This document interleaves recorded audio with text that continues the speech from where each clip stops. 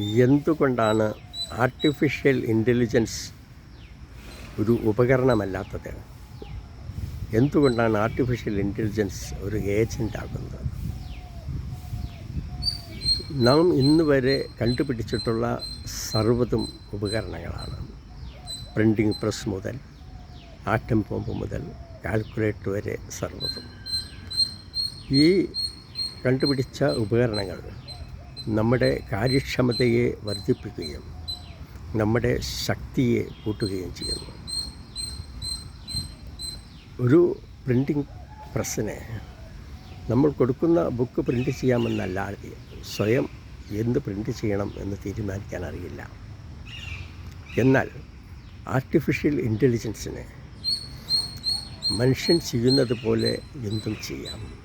അത് പഠിക്കുന്നു, ഗവേഷണങ്ങൾ ചെയ്യുന്നു, കിട്ടിയ വിവരങ്ങളുടെ അടിസ്ഥാനത്തിൽ പുതിയ പുതിയ കണ്ടുപിടുത്തങ്ങൾ നടത്തുവാനും അതിന് സാധിക്കുന്നു.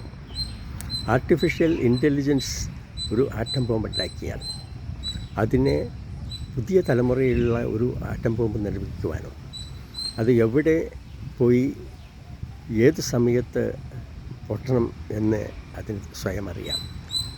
മനുഷ്യൻ്റെ സഹായം കൂടാതെ ബുദ്ധിപൂർവമായ സർവ്വ തീരുമാനങ്ങൾ എടുക്കുവാനും സർവ്വ പ്രശ്നങ്ങൾക്ക് പരിഹാരം കാണുവാനും പുതിയ പുതിയ കണ്ടുപിടുത്തങ്ങൾ നടത്തുവാനും ആർട്ടിഫിഷ്യൽ ഇൻ്റലിജൻസിന് സാധിക്കുന്നു.